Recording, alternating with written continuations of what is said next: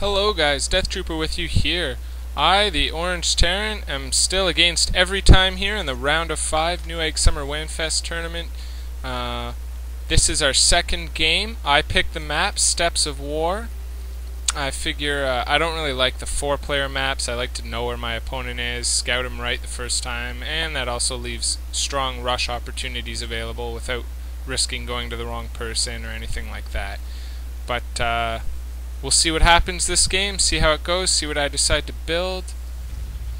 So far just standard. I'm just getting the supply depot, and he is getting it as well. I think a little bit later than me at 10 supply. I'm not sure if I got mine at 9. I typically do. I mean, I have 10 now because I'm obviously building SCVs, but I believe I got that before him.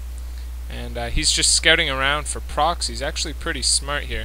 Now keep in mind, I haven't watched these replays at all. I've only played the one game with him, well, both games from my perspective, so there's a lot I probably didn't notice that he was doing. And anyway, my scout just passes his, and his passes mine. And I'm throwing down the barracks here. Again, I'm choosing not to wall off my front because Terran versus Terran, it doesn't really matter. Versus other races, I highly recommend it. Now he's harassing my SCV already, so I react to pull my guy off the line and deal with that. So that keeps that harassment out. And now I figure, oh, I'll go harass his then. So I start harassing his. And I actually make him halt and pull his SCV off that completely. So I actually delayed that by a few seconds. And do I even get the SCV? I do get the SCV. So I halt it even more. Now keep in mind, this guy is literally ranked 104 in the world. So I would definitely declare that a mistake by him. Oh, and then he just loaded all of his SCVs up into the command center as well. So he's actually slipping up quite a bit here. That kind of thing I would not expect from someone of this caliber. I mean, that was definitely a mistake. He slipped up, probably missed micro or whatever by himself. But anyway, I've managed to keep my scout alive, take a watchtower this time, and I've delayed his barracks. I could push, but I figured, no, I'm just going to play it standard. I don't want to risk pushing the opportunity and then collapsing. So he's just got his marine out at the front, building more marines, and looks like he's about to throw something down here, probably the factory at 100 gas, I would guess, and it is. So he's getting the factory, again, the opening build for 111, and I myself am going for multiple barracks. I guess I did decide I was going to push the opportunity and kind of rush a little bit. So I was going for marauders, actually. Now I'm definitely remembering my decision here. I decided I delayed his barracks, and if he goes for any kind of tech or anything, if I rush him with marauders, I'll stand a good chance of breaking any tanks he might have and anything else. So here I am, pumping marauders here, and we'll see if I get stim or not. I'm not sure if I do, because that obviously makes a huge difference. I mean, I think it's 50% plus 50% attack speed and movement. The movement isn't too important as the attack speed is, but stim is definitely a very strong point of rushing marauders, and if I don't get it, I'm pretty surprised. I guess maybe I just wanted to push as soon as I possibly could here. Throwing down more depots because I'm getting very close to supply blocked here, and just building more marauders. So yeah, I guess I opted not to get stim. This could be a mistake. We'll find out if it works or not. And here we are. And he has opted to get Hellions again, this time 2 of them, and he's still getting that starport, so still part of the 111 build. Now I'm curious here. Yeah, again, he has a lot more harvesters than me, so I guess this is perhaps the difference.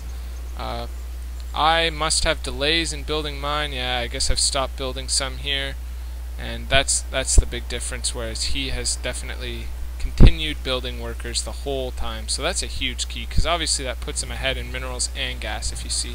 So anyway, I've decided to push out. I think I missed a little skirmish there. I think his marines and Hellions pushed out, which actually normally would be a very strong timing push.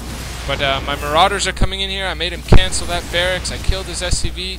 All he has is Hellions. He's got nothing to deal with this. I'm streaming more marauders down the map as we speak. I'm trying to take out this tech lab because I'm afraid of banshees, because I've committed with marauders. He's pulling all of his SCVs off the line. This is a big mess for him, a good opportunity for me. He gets a decent surround though, as I have no stim or concussive shell upgrades. I can't outrun them or anything like that. So I send in my next two, get a few more SCV kills. He's still pumping that Banshee. I'm trying to take that Tech Lab out because I know the Banshee's on its way for sure. And now he's got 2 Marauders out himself and 3 Hellions. Like, I don't even know where that came from. All I've been doing is pumping straight Marauders. And, like, he's managed to somehow summon up just as much as me and maintain Hellions and still have a Banshee. So, I don't know. That just goes to show you the level and difference in play. It's kind of making me look like a noob here, but obviously I'm somewhat skilled.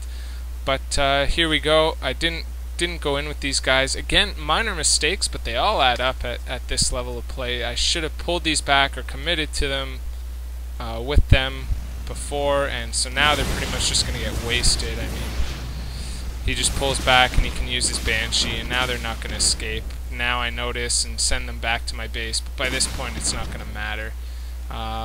I think I was worried about Banshees, yeah, so I threw down a whole bunch of missile turrets and just started pumping straight Marines because I knew the Banshees were coming. So that kind of really screwed up my play there.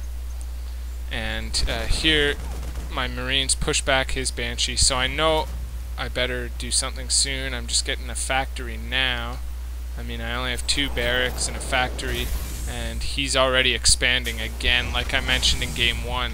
I find these really good players are constantly expanding. They're expanding pretty quickly, pretty early on, because they can thwart early pressure a lot easier than other players. And they can just deal with it. They don't mind losing a few things, because in the long run they're going to pull way ahead. And now if you look, his income is probably going to jump tremendously. I would expect it to be a lot higher than mine. I mean, not only does he have more harvesters than me, but now he's running off 2 bases.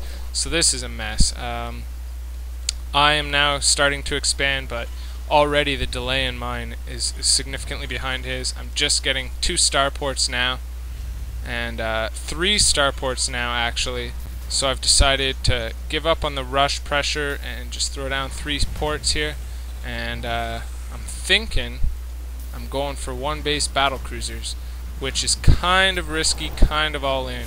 TLO, the little one, if you guys know him, he's popular for this kind of style of play, doing the 1 base battle cruisers. He has made it work to much success in a couple of games, so it is a viable build, especially even in high level play, but it's definitely a risky build for sure. So I figure if he's got Banshees, Marauders, Hellions, he's not going to be able to deal with battle cruisers. And I figure he hasn't scouted me in a while. I've got all Tech Labs up, so I don't even have to waste time building them. I can just fly and land my starports there, take over the Tech Labs, and I'm throwing down the fusion core here already, trying to hide that in the back of my base. Now my expansion, or my command center's up here. I haven't moved it yet. As you can see, I'm pretty limited by my APM. That's one thing I really need to work on. Now, I mean, here it's like 50-60, a battle's not happening. During battle, I peak around probably 150, which really isn't that good. I mean, I am capable of really excellent micro and really excellent macro, but my problem is I'm not very good at microing and macroing at the same time, and that's my general weakness. So as you can see, he's actually sending 2 Banshees around the back here. And I don't see this coming at all. If we look at my vision, I don't know it's coming. I've moved my troops out to the front to kind of protect. I'm throwing down refineries, transferring my workers, and he comes in here. He scanned me as well, so he does see the fusion core and the 3 starport. Whoops, my apologies. The 3 starports, and so he knows the 1 base BC is on its way, and I'm building 2 as we speak. So that scouting moment of his is pretty much what's going to give him the time to defend now. Now he's, I guess he's building a reactor. He's going to go for Vikings now. He's getting more barracks, probably going to start pumping Marines, I would expect. He's still getting a Marauder there, but I would imagine he's going to prepare for this. I mean, he's thrown down a missile turret. He's got a lot of tanks and Marauders, actually. He's got a pretty big army. And here's his Vikings in my base. Actually, they got in and managed to look around. I don't think they did any damage. Oh, they might have actually killed a bunch of workers. I don't know if he killed them all. or if I transfer them. Actually, I bet you he killed them all, which is another brutal mistake I made. I put no turrets down here. This back ridge is very vulnerable. So each little mistake adds up. I'm just falling more and more behind. I mean, this is a pitiful game. It's pretty embarrassing, but I promised I'd cast them all, so here it is. So my BCs are out now. Now I'm not afraid of those Banshees, and I figure, alright, now's my time to push. He's already scouted it. I got 2 out. That's a pretty good number, and I just need to go in now. So here I'm moving in. He hasn't even sieged up yet, actually, which is quite surprising. But he does now, obviously, seeing the attack coming. So my Marines and Marauders just melted away instantly, so it's pretty much up to the BCs. I moved them out of range of the turrets, and but he's got a lot of turrets in a lot of places. He's got the Vikings shooting me. He's got 2 Vikings now, a turret over here getting tons of shots. 1 BC already goes down. He's microing his Vikings. They can keep out of range of the BC, and they can just back up and shoot all day long. So that totally did not pay for itself, did not kill anywhere near the amount of the value that it cost me. And so here I am. As you can see, my APM does shoot up, so I am capable of higher levels, but typically I have a really low average, which is bad. I definitely need to work on that. And here come the Banshees in the back again. I still haven't built turrets here. I was too focused on the attack, wasn't building up. But I have another BC out here, so that'll push those back. And now I'm tired of this. I'm throwing down some turrets. So he still manages to snipe that SCV, but I send another one right away to finish building that. I got another BC out, so that's 2 more BCs, and I'm still just producing battle cruisers. Nothing else really. I don't really have much else money to spend on anything else. Pretty much the second I get enough money, 400 minerals, it's just drained right on a BC. So I'm not sure if I got Yamato. I still haven't gotten Yamato. That's key as well to the battlecruiser build. I probably will get that shortly. I always get Yamato, so I'd be very surprised if I forgot this game, but I was pretty demoralized at this point and kind of sort of gave up. I mean, here's this scan, so I knew an attack was incoming, and it doesn't look like I'm even going to get Yamato, but it's not going to matter. I have 2 battle cruisers against this massive army. Now these Marauders and tanks can't do much, but all these Vikings make short work of those BCs. I try and send all my guys to repair the BC, turn around and kind of fire back, but it's just not enough. I mean, he melted away all those SCVs. The BCs just go down so quickly to that many Vikings. And there it is. That's a big fat embarrassment. The 1 base BC totally didn't work. And he's actually went against QXC right after this round with me. His next round was with QXC. And he actually won the first game against QXC. And so that just shows you how high level of a player he is. But his other 2 games against QXC did beat him. So it's pretty interesting. He's obviously a high level player, held his own for a while. I'm going to see if I can hopefully get some replays of the final players in the tournament. I don't even know who ended up winning, to be honest.